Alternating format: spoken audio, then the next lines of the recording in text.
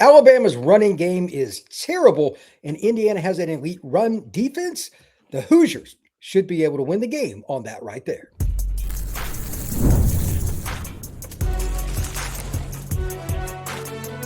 You are Locked On College Crossover, part of the Locked On Podcast Network. Your team every day. Locked On Crossover with Locked On Hoosiers and Locked On the Portal. I'm your host, Brian Smith, along with my guy, Jacob Goins from Locked On Hoosiers. Thank you for making both our podcasts a part of your day each and every day right here on the Locked On Podcast Network, the #1 podcasting platform in the land. Today, we're going to be talking about some questions I have for Jacob on how he thinks the game's going to go a little later in the show. Going to have some fun with what's going to happen in the Rose Bowl. We're going to be talking about IU's playmakers, which ones stand out. He and I are actually on the same page, a little preview for what we think is going to happen. One specific guy that probably, Jacob, honestly, doesn't get enough love, but we're going to get to that in a little bit. And IU is going to be able to stuff Alabama's run game. We're pretty steadfast, and I have some stats about that. And today's show is brought to you by our friends over at FanDuel. Right now, you can be in the middle of the action with the NFL. Visit FanDuel.com and place your live NFL bets all season long. Jacob, let's dive right in. I have a few stats for you that probably won't surprise you. IU's running game, like averaging 4 yards a carry is kind of like a minimum at the pro level. College, it's super low-hanging fruit, but I use it as a barometer. If I were to ask you in 13 games how many times Bama has averaged 4 yards per carry in a game, what would you come up with? Out of the, 13, 4? No, they played in 14 games. Is that right? Oh. I mean. Yeah, that's right.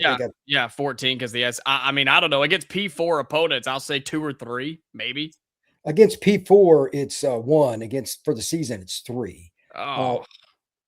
So it's pretty bad considering their running back room. And they got Caden Proctor. That doesn't make any sense. He's as good a talent as his country. Indiana did it 8 times, 5 against P4 teams. Against teams with a winning record, they averaged 4.99 yards per carry. Bama, 2.91. So those are I'm a run game guy.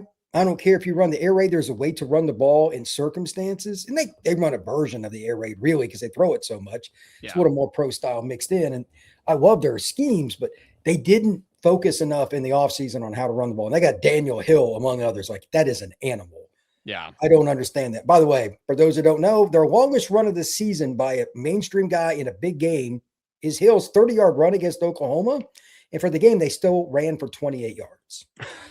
I've never seen this, man. And look, I've watched a lot of football in my time, and especially with the SEC, that's just what they do, right? They run the ball, and back in the day, it was run the ball and play defense for the South, and now everybody's running, high-powered quarterback offenses. But even just a middle-of-the-pack college football team should be able to run the ball better than Alabama does. And to be honest with you, I thought in the going into the Alabama-Oklahoma playoff game, I thought since both teams were so bad at running the football, I was like, well, I'm going to take the over in this game because both teams just give up on the run. They're just going to air it out and see what happens. And I don't know if that's what Alabama does moving forward, but if they can't run the ball in Indiana, and the answer is they cannot, because that's what Indiana is so good at, is just absolutely shutting you down on the ground and making you feel uncomfortable, making you put the ball in the air, making you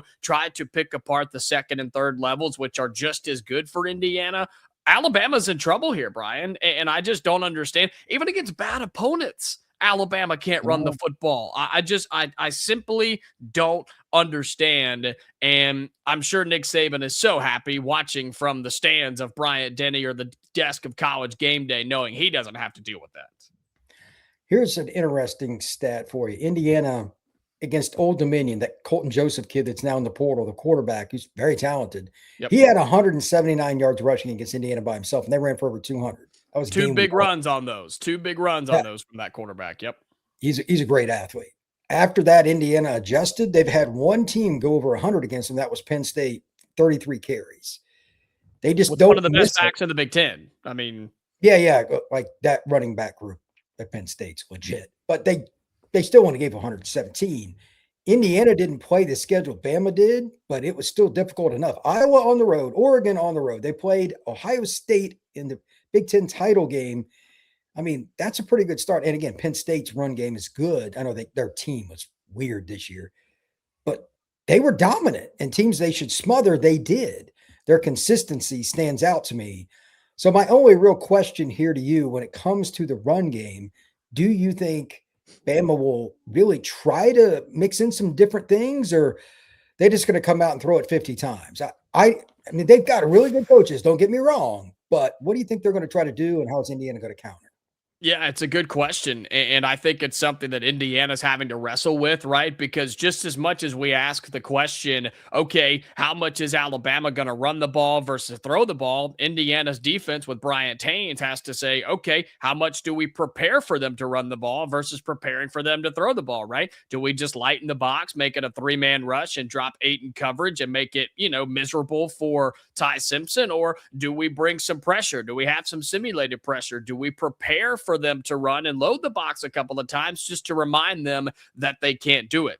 I don't know. That's the chess match that we're going to see between Kalen DeBoer, Curt Cignetti, and then Bryant Haynes, Indiana's defensive coordinator, who's extended for the next 3 seasons, by the way. Huge news for Indiana. Both coordinators here for the foreseeable future. But if I am Alabama, I'm trying to find ways to get away from Indiana's playmakers on defense. I'm talking about the Michael Kamaras, the Aiden Fishers, the D'Angelo Pottons of the world. Those are kind of the ones that are up front. Reminder for Indiana, for people that may not know, one of the best defensive front guys in the country, Stephen Daly, is out for the year. All right, he's out. He was, I believe, 3rd in the nation in TFLs, a lot of those being on run plays. He's out for the year. And so Indiana is going to be missing a key piece up front. My guess is that Indiana does what they do. They'll bring pressure when they feel it's necessary. 3rd and long, they're going to get after Ty Simpson, but they're going to be just fine with 4 in the box. They've stopped the run with that, and they're going to make him pick apart a defense that not many have been able to do this year. For Alabama, I don't know. I mean, maybe try to get to the outside, try to do some funky stuff. But, man, nobody has been able to score consistently on Indiana this year, which is why I think this Alabama offense, which is so one-dimensional, I think it's in big trouble in the Rose Bowl. I'm glad you brought that up. A stat that both teams do very well with would be turnovers. Yeah. Indiana has created 28 and only has 8 themselves. They've only lost 1 fumble, which is an incredible stat. Bama has 20 turnovers they created, and they've lost 12. I mean, that's not terrible by any means, but Indiana's 2nd in the country. Bama is 23rd. In close games or anything that could be close, a turnover early especially can change everything. I'm curious to see if both teams do a good job with ball security. And on that note, Bama needs to start catching the football better. They dropped some passes. They did. Yeah. And Indiana will take advantage of that. Indiana's DBs are incredibly talented in terms of deflections and knocking it out of your hands and things. But taking care of the football, that's on Fernando Mendoza, who has been good about it this year. But you and I've even talked about it the last several weeks of the season. He was putting it in harm's way a little bit. If Purdue was any better of a football team, they probably had 2 or 3 picks on Fernando Mendoza. Threw an early one against Ohio State. He bounced back. And so, look, Bama is an opportunistic team. Their offense struggles. You cannot give them defensive or special team scores. So, taking care of the football. Yeah, exactly. Literally. I mean, you've got to take care of the football. It's so elementary to say that on a podcast, but it's true, man. You can't give that Bama team any extra help because you can beat them if you're Indiana if you don't. But if you start letting them score easy points, then you're going to be in trouble. Absolutely. When we come back, we're going to talk about Indiana's playmakers. And again, as a prelude, we talked about this at the beginning. There's one guy that Jacob and I are very high on that we think should be, at least, a very key in this game. That is next here on this crossover Locked On Hoosiers and the Portal.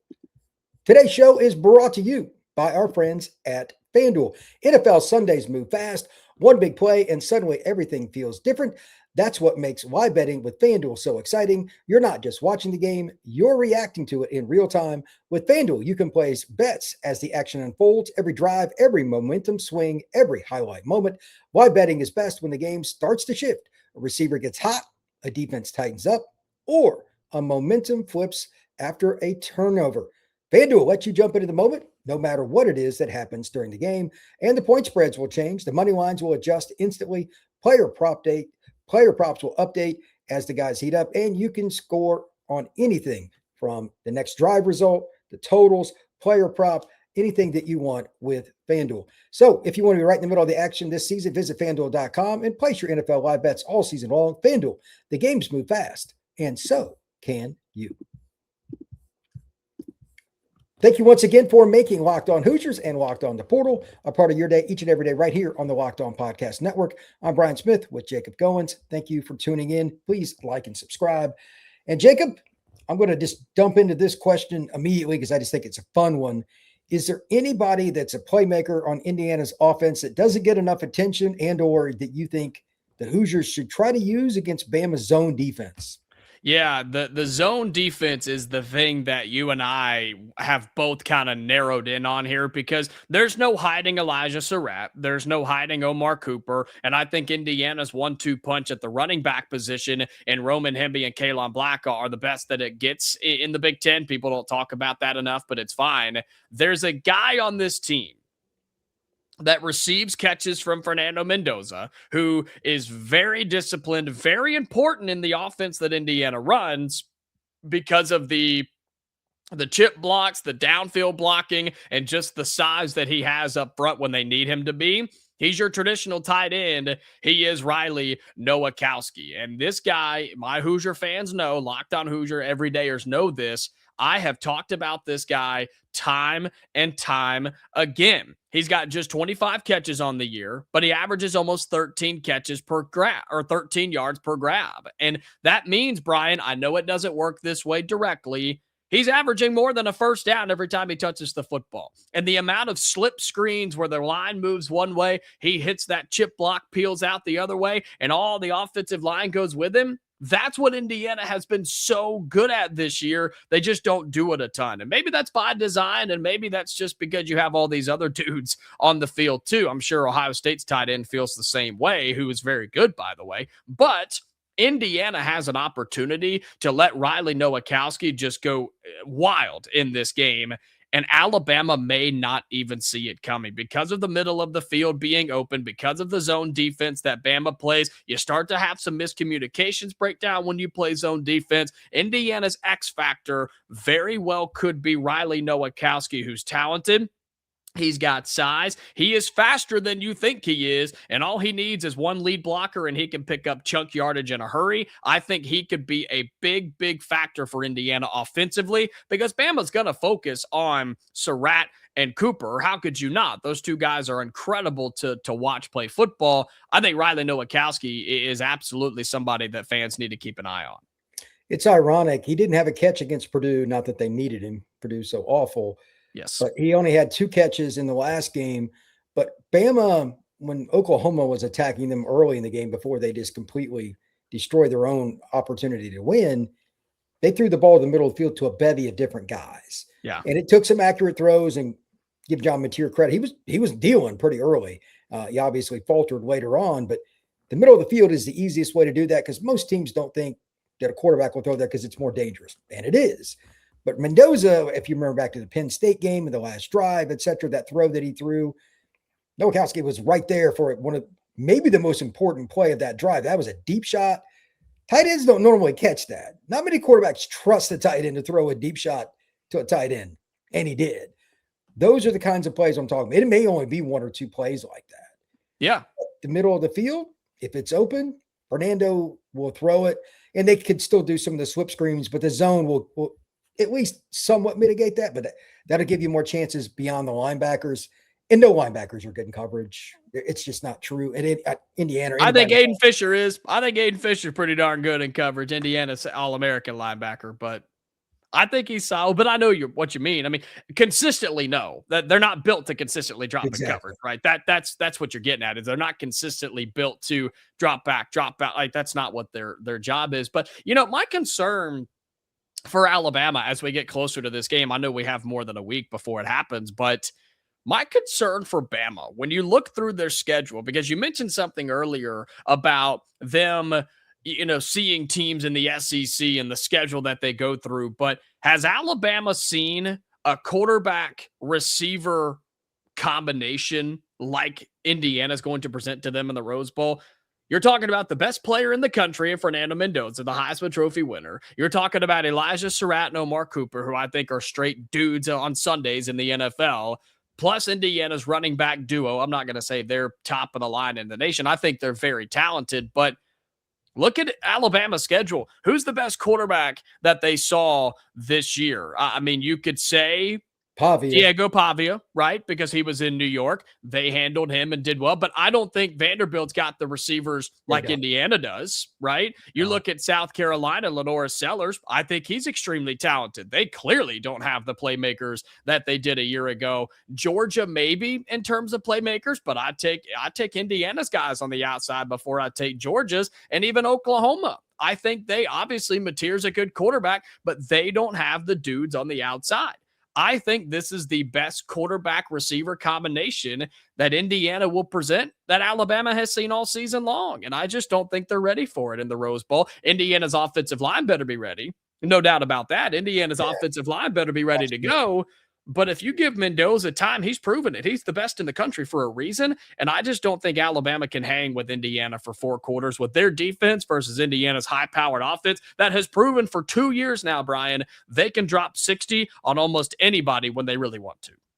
They can throw it around, and they can also play the 4-minute offense when they want. Having 2 good running backs, Black and Hemby, will be important. I mean, I love James Smith and some of the guys that Alabama has up front. They're good.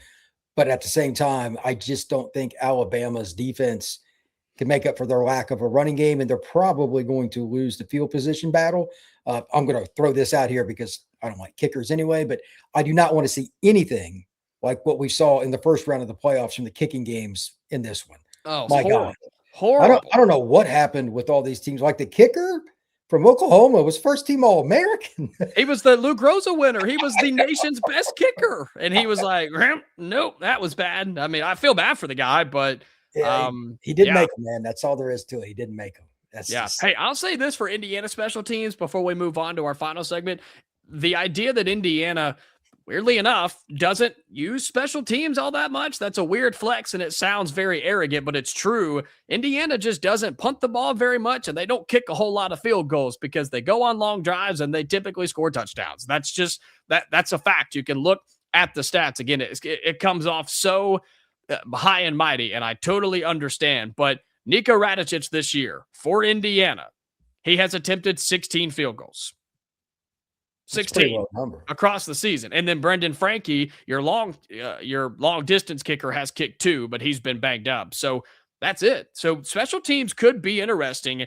You didn't necessarily in the Ohio State game, even though it was close. Indiana goes on a game-winning touchdown drive, but keep that in mind. I mean, if it gets close and it does get into a kicking battle, Indiana's not overly experienced there, so you never know. Well, Alabama's history, their one position they suck at has been kicker, but he did okay against Oklahoma, so maybe he'll be all right then. But I have some questions for Jacob about how I think this game's going to go. I want to see if he comes up with the same answers with these questions. That is next on this crossover, Locked On Hoosiers and Locked On the Portal. Today's show is brought to you by Game Time, and there's nothing like college football season. We're into the playoffs and got all the tailgates, all the stadiums, everything that's been absolutely incredible. And it's right there in the middle of all of it, the energy, the bands, everything that you have to remember forever. But actually getting tickets, especially for the playoffs, that can be frustrating with all the long queues, logins, and everything else, prices jumping out of checkout. That's why Game Time gives you the advantage back to fans. It's the easiest way to unlock amazing football tickets and expenses in just a few snaps. When you open up the fan or the Game Time app, it's going to be easy. Type in the team or the event that you want to go to. It'll take you there. You can see the seat view right there on your phone and get your seats easy. All you got to do is click on it. It'll show you the view. It'll show you the price. The price is the same all the way through, and that's why Game Time is a winner. Take the guesswork out of buying college football tickets with Game Time. Download the app, create an account, and use code LOCKEDONCollege for $20 off your first purchase. Again, that's code LOCKEDONCOLLEGE for $20 off. Download the Game Time app today. All right, last segment here with Jacob and myself talking about Bama taking on Indiana in the Rose Bowl. Just a few questions. Nothing earth-shattering, but I think these are fun. Biggest concern with Alabama's offense for the Hoosiers in the Rose Bowl? It's It's a good question. I think if you were to have asked me this going into the season about Alabama in general, it would be Ryan Williams, right? But that guy has been non-existent. I mean, He's just their fourth receiver now. I simply don't know what happened. I don't don't. I think either. he had 1 or 2 catches maybe in the Oklahoma game. I'm still concerned that if you don't put focus on him, he can just light it up at any time. But there's something going on there that I can't quite figure out. But I believe it or not, I think it's Ty Simpson. I mean, it's such a simple, basic, vanilla answer, but man, he's all they got. I mean, they got some receivers, there's no doubt. Their offensive line has been okay. They clearly, we talked about it earlier, they can't run the football. So, yeah, it's Ty Simpson making plays with his legs, too. Something people don't talk as much about, the idea that he has the ability to do so. And Indiana can't get so caught up in, they're not going to run the football. We're just going to drop back in coverage and hope that he throws it right in our arms. I think it has to be him. But I think also the Hoosiers have to be able to get pressure. They did against Ohio State. I think if you can kind of get that offensive line on its heels just a little bit, Indiana has a good chance to walk away with this thing. And so crazy enough, not to say any of the receivers, but I just think it's Ty Simpson making winning plays because I've counted him out several times this year, Brian, and he just keeps finding ways to do it, whether it be against Vandy or the 4 straight top 25 wins they had, or they had the win in the Iron Bowl, or they obviously weren't ready or even cared about the SEC championship game, but then they survived and beat Oklahoma. So, yeah, I'll go with the obvious answer. I'll go with the quarterback, Ty Simpson. Will Indiana come after, speaking of, Ty Simpson early in the game the way that the Oklahoma Sooners did?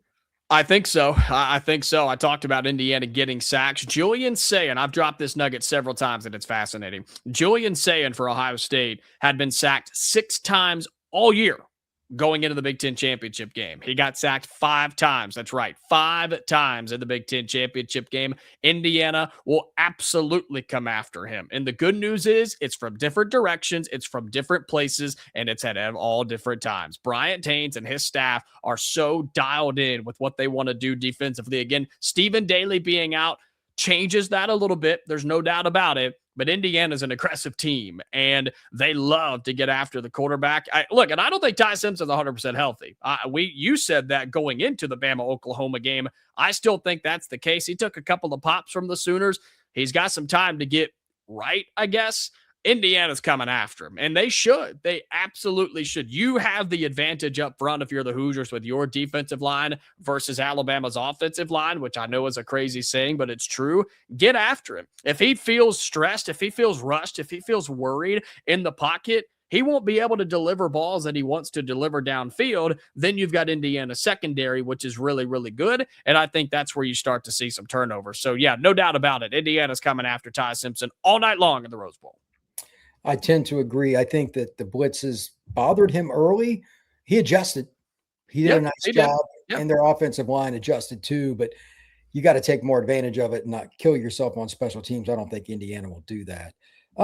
Is Mendoza ready for Bama's D? Because they play a lot of zone. I don't think they'll make the same mistake they did against Mateer. They dropped a lot early before they start coming out. That was a mistake. Yeah, I think they're going to come after Mendoza. Do you think they will, or what do you think Bama will try to do early in the ballgame? They're going to try and get the passing lanes. They're going to try and put just enough pressure on him to not this sounds kind of weird, but not to make him uncomfortable, but to make him too comfortable almost, because I talked about him putting the ball in harm's way. He's continued to do that down the stretch. And again, most teams have not made him pay for it, but big interception in the Iowa game. He had a turnover in the Big Ten championship game. I talked about having 3 or 4 near turnovers against Purdue, which you could have scored touchdowns on all those and Indiana still won the football game. But that's not the point. The point is he has to take care of it. And so I think Alabama will need to get home, get in his head, and make it a long, drawn-out game. For Fernando Mendoza and the Hoosiers, it's about a hot start, because how many times has Indiana jumped on somebody and they just simply can't recover? Most of the time. In these bigger games, maybe not so much, but don't let Mendoza, if you're Alabama, if you can somehow control this any way, shape, or form, do not let Fernando Mendoza have the football in the fourth quarter with a chance to go win it, because he has done it several times this season, and there's a reason that he's holding the Heisman Trophy in his hands. He is the best and most clutch player in college football. I think Bama will try to fool him with some fake coverages, with some showing one thing and then checking into another. I don't know how ready Fernando will be for those things. Luckily, you've gone up against some of the better defenses in the country, Iowa, Penn State, Oregon, Ohio State, who did a lot of those things. But Alabama's going to have to throw everything they have at Fernando. And if you throw him off his game, you may have a shot. Will IU double Alabama's rushing total? Double. So Indiana double Alabama's well, I don't know. That's a good question because, again, Alabama doesn't average all that much. Indiana's committed to it. That's one thing. Even if Fernando Mendoza is dicing up a defense, Indiana will continue to run the ball because they get chunk plays. That's the good thing. And look, I think Indiana's offensive line, I've said this all year, I think they are better in run blocking than they are in pass pro. Believe it or not, I think they're better at run blocking than they are protecting Fernando Mendoza when he drops back. And so, God, that's such a tough question to say. But, we're just going to double them in the quarterfinals on the ground. I just don't see Bama running it for all that much. And Indiana, because they're committed to the run, Indiana may run double the amount of yards, but Brian, they may run double the amount of times that Alabama does. That is also true. Which could give them the yards advantage that you're asking about just from sheer volume alone. I don't expect Indiana to run for 250 yards and just go all over the place, but I think just from sheer volume alone, the Hoosiers will have a chance, and they have big play ability to make it happen. So sure, I'll take the bait. I'll say Indiana doubles up Alabama on the ground in the Rose Bowl. I'm going 120-55, so I agree. Love it. Just a couple of quick questions here. Off season, after all this is over, do you think they'll go big in the portal with the quarterback? Because it sounds like Mestamaker with the guy from, people don't know, North Texas. I heard the number 3.5 million. Like, that sounds big to me. Yeah. So I don't know what's true and what's not. But how much do you think Indiana is going to dive into the portal, and how much are they going to be super aggressive? Yeah, I think they have to at the quarterback spot in particular. Look, I know a lot of fans want it to be Alberto Mendoza, and he has a lot of experience in things, and he's played a lot of fourth quarters this year because his older brother has not. But in today's era of college football, I am of the belief, because of the transfer portal, you should never just have all your eggs in one basket of a quarterback. I just don't, unless he's a 3-year starter returning for his senior season, or like Texas with Arch Manning. Like, I get that, right? You're invested. You want that to work out. Alberto is not the starter right now. There's a reason he recruited his brother to come here. And Alberto's still young, don't get me wrong, but he recruited his brother saying, hey, come be the quarterback here, dude. You can be it. I'll sit behind you. We'll have a good time. Alberto could be that, but I don't think Indiana should bank on that. And that's nothing against him, but we don't know what he can do. High pressure situations, 12 games out of the year as the man.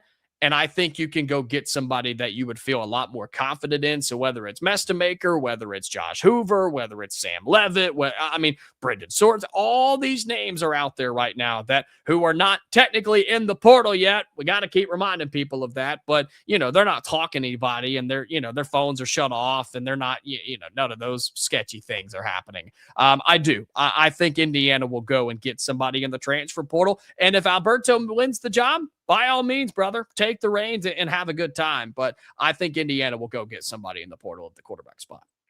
I kind of think so too, even if it's just somebody that's good and they let the two guys, you have Mendoza's brother and then whoever you get battle it out. I agree. I love competition, man. Makes iron sharpens iron. It really is that simple. Defensively, what's the position they got to hit the most in the portal? Oh, goodness. You're okay at linebacker. You're okay. Secondary, you're okay. I'm going to say the defensive line probably. Now, you are bringing in several dudes from the recruiting class that can fill in, but how much and how often do you want to play young puppies up front in the Big Ten? I don't know. That's an Indiana call. So I'll say the defensive line. You feel pretty good with 2 starting linebackers there and a couple of guys at the cornerback spot, and hopefully a couple of guys coming back from injury as well. So I'll say the defensive line position for Indiana in the transfer portal. We'll cut it right there, but we'll be talking more about the Indiana versus Alabama game I'm sure between now and the time that game starts, that should be a fun game. And it's cool, by the way, that it's at the Rose Bowl. That's Oh, a yeah. great venue. So Yeah. good for the Hoosier fans that are going out there. Check out Game Time if you need tickets. I'm sure the resale market will be expensive, but that's one place you can at least get the tickets. Yep. Jacob, tell everybody where they can find your work, my friend. Yeah, Locked On Hoosiers, same way you find the Portal Podcast. Check it out on YouTube, your audio platforms, and both of us have the Everydayer Club going right now, so if you want to check that out, we'll have that in the descriptions down below. But yeah, subscribe to our channels. Check us out. We got a ton of coverage for you over the Christmas holiday, getting into New Year's Day as Alabama takes on the Indiana Hoosiers in the Rose Bowl. Absolutely. You can find the Portal Podcast wherever you get your pods and on YouTube. We will see you again soon.